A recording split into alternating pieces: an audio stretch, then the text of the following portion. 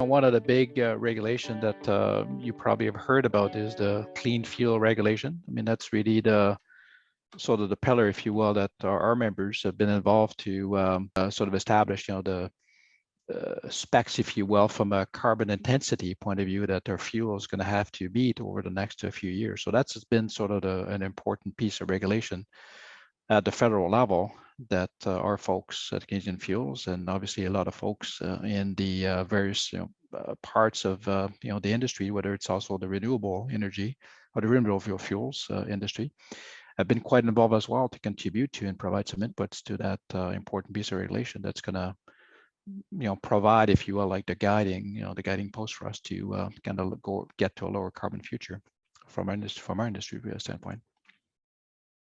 So I would add to that. I mean, clean fuel regulations are an obvious one, and we're working hard at that. But it's around providing some certainty for our industry, and I think business loves certainty in order to flourish and to be able to make some big investments that we think are important that we just talked about. So that certainty is there, and that's kind of government on the government to provide that certainty that reflects also what other countries are doing and how the US, for example, that's sort of a big influence on our industry, and fuels can go back and forth between our countries, and we want to make it kind of viable and possible for those fuels to stay in Canada. And if you have a regime in the US that provides a better competitive advantage for your products, and there's higher prices for them, those might migrate south. So it's not only making the products in Canada, but keeping them here and using them here for our consumption.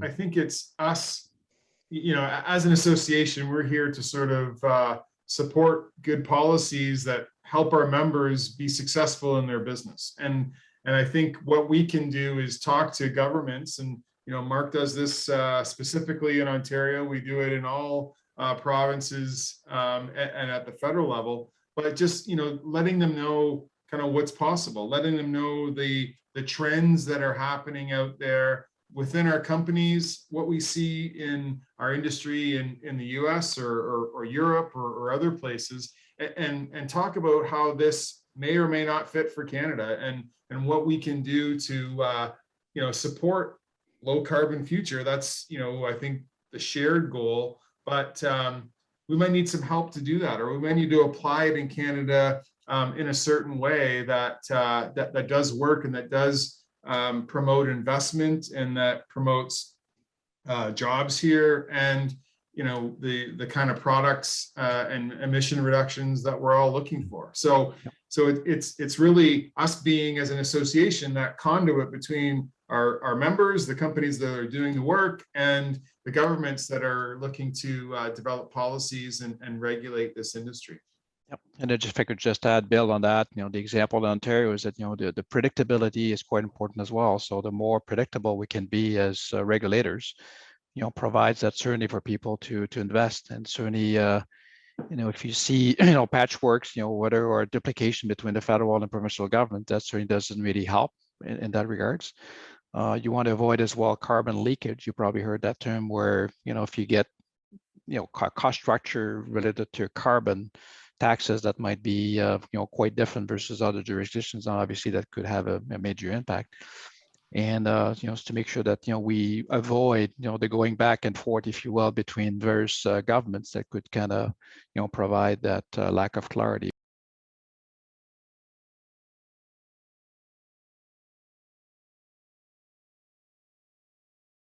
It's multiple pathways that are going to get us to where we want to go. So there's no silver bullet when it comes to developing a low carbon future. We're going to need all energy types. We're going to need all fuels to get us there. And you think about a country the size of Canada and the various needs out there, from urban to rural to different regions, to what infrastructure is there.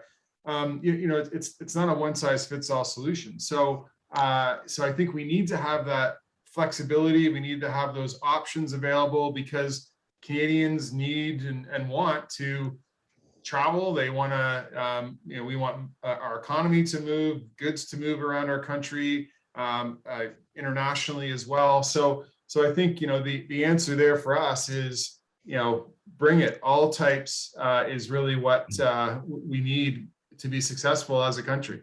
Yeah, and just to build on that example that Jason uses, like, you get some sectors that would benefit from electrification. So electric cars could be one of those good avenues that you're probably going to see kind of grow quite well.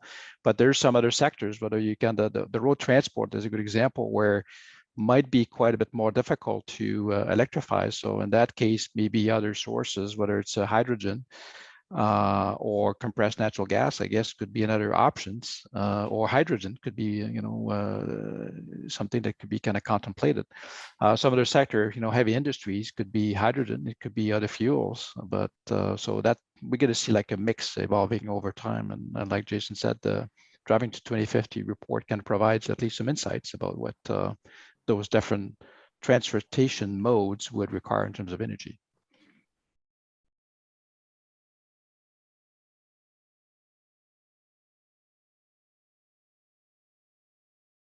Talked about toward transport. That's a perfect example where you could use them, and there's ways. In fact, the investment that Imperial announced in their Strathcona refinery to produce, if I'm not mistaken, 1 billion liters of renewable diesel is a perfect example. It's what they call like a drop-in fuel. So you could actually easily replace, that renewable diesel into trucks, and that reduce, obviously quite drastically the carbon emission from that transport. So that's a perfect example of the role that renewable fuel like this could actually play in reducing the carbon intensity of our activities.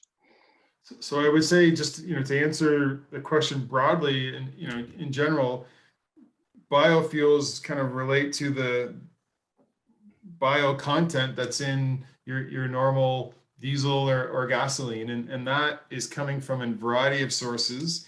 Ethanol is the kind of the most historic one that we've had, and that's been around for a few decades now. But you're looking at wood waste and agricultural waste, animal fats, even there's household waste being converted into biofuels is emerging. So I think there's a huge opportunity in an open field there to have that come from different sources. And it's not just making sure that we can put more bio content into fuels. It's making sure you've got the right supply of feedstocks to make this happen 24/7, 365 days a year, and making sure that we have to work with the auto makers as well to make sure that we've got engines that can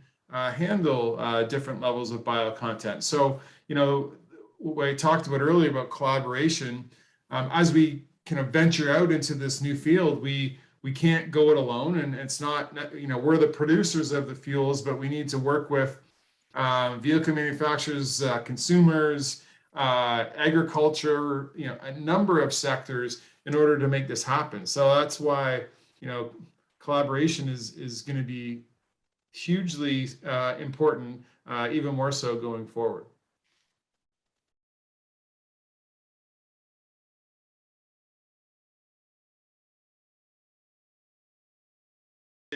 It comes down to infrastructure. So infrastructure and supply of energy, and if it's electricity, and we need to power, I don't even know how many cars there are in the road in Canada, millions. So if we wanted to power all, let's call it 10 million cars, then there's a load of electricity that you would need in order to do that. That requires perhaps a change to the grid or how you use it, how you distribute it. So I think none of these, I guess the point is, none of these answers are turnkey are without their constraints or without their challenges. I think, getting to that low carbon future is going to be difficult, regardless of what pathways we choose or which ones emerge. And that's why we are, very much advocating for multiple pathways. And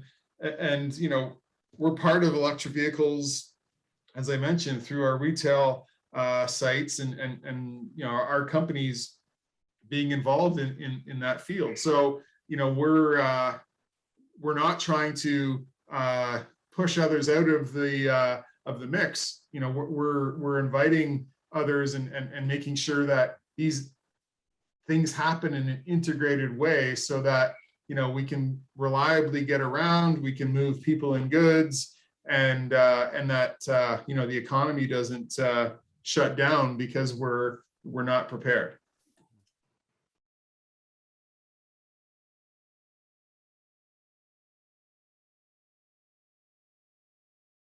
Hydrogen, it does have a huge potential for us, and Canada's been in the hydrogen production game for decades. We've got some natural competitive advantage when it comes to making this work for transportation. It's going to take some investment, but some companies have already kind of gone into that. But it's again, that's part of the mix and one of the pathways that we need to explore. So a little plug for our webinar. If you go to our website and look under events, you'll be able to watch it. It is an interesting conversation that I learned something from, and I think everyone would, in terms of what the future holds for hydrogen. But again, it's we're on the cusp of it. It's Canada has a national hydrogen strategy, which is a great start. But again, we think a hydrogen strategy is kind of one element of a broader transportation strategy that Canada really needs to make sure we've got everything considered as we move forward. Just to build on that, you asked about the carbon capture. One of the interesting examples you might be interested to look at Northwest Refining, close to Edmonton, is a good example of the use of carbon capture. In fact, this is the newest refinery in Canada, and they have they're actually capable of sequestering most of their carbon emissions to some wells in Western Canada, close to Edmonton. So that's another good example of the possibility of carbon capture for the refining sector.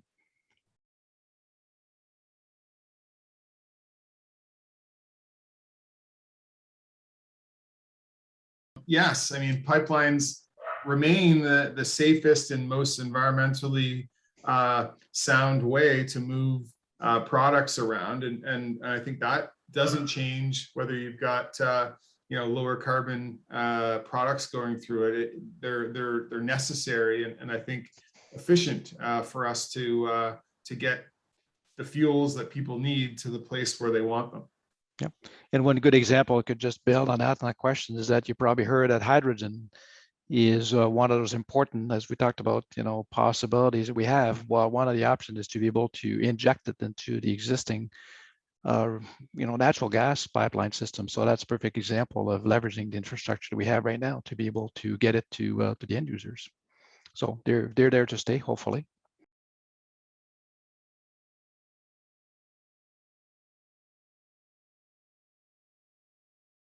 I think I hope that people would appreciate all the things that go on behind the scenes to get product to people where they need it. So, I think over decades, Canada has built up this infrastructure, and that's refineries, it's terminals, it's retail stations to help fuel the lives of Canadians. So that's commercial and industrial applications, and it's driving to the grocery store, or driving, someone driving their kid to the arena. Like that is enabled because we've got this amazing infrastructure that's, in my mind, a strategic asset for Canada. And the analogy that I like to use is, you hear people don't kind of understand, what it takes for someone to kind of hit the light switch and the lights to go on and all the stuff that happens behind the scenes. Well, it's similar for us in terms of you go to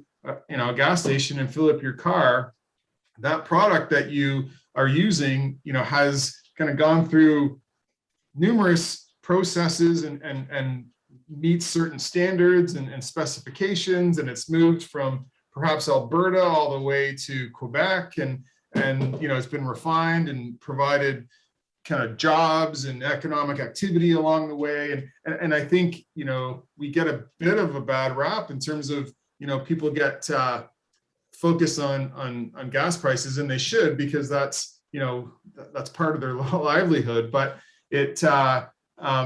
everything that goes into that, it's a pretty amazing process to see and understand. And I think, we want people to appreciate that so that they can feel good about supporting a Canadian industry and us being part of the future that we want to be, and we want to continue to provide that reliability and that service to Canadians. And I think for me, it's I wish that people also sort of appreciate, a bit like Jason said, the complexity in terms of what we have in place right now to provide that energy security, but also kind of think about the future. There's no silver bullet to be able to get to a zero carbon future. It's going to take all kinds of solutions, and we have to be sort of open to be able to consider all those solutions. We talk about electric cars. There's some challenges that, just as you indicated, about the fact that we have to upgrade in many aspects, the grid, but it's still a very important solution that we'll need. We're going to also need to invest in renewable fuels capabilities to be able to reduce the carbon intensity of the fleet of vehicles we have, going, and will be there, for many, many, many years. In addition to, as well, like, Jason alluded to as well, we talked about before, is hydrogen, carbon capture. So we need all kinds of those solutions. And it's not just one solution that is going to, help us to get to the end goal here. So it's going to take contribution from all various ideas and innovation that we have, we have in Canada to be able to win this game.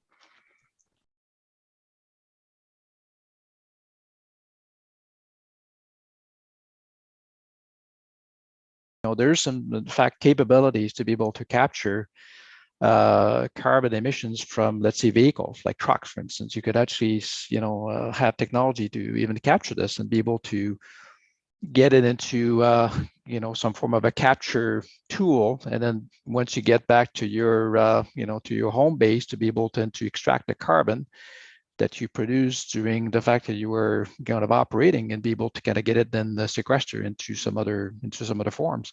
So that's a perfect example of, it's not only available for, let's say, facilities, plants, but it could also be used in some mobile application.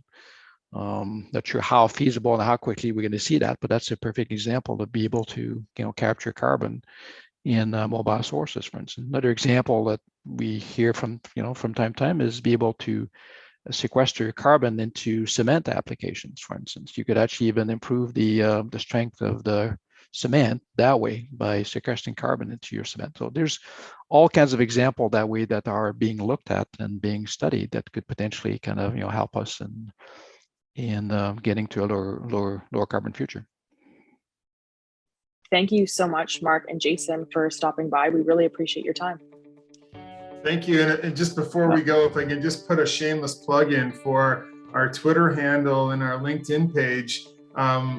Anyone who's viewing today, please follow us at Canadian Fuels to hear more. We'd love to kind of hear your impression on things, and hopefully you can learn something through the content. You can learn more about where our industry is headed and the kind of things that we're focused on. So by all means, feel free to get back to us with ideas and share forward.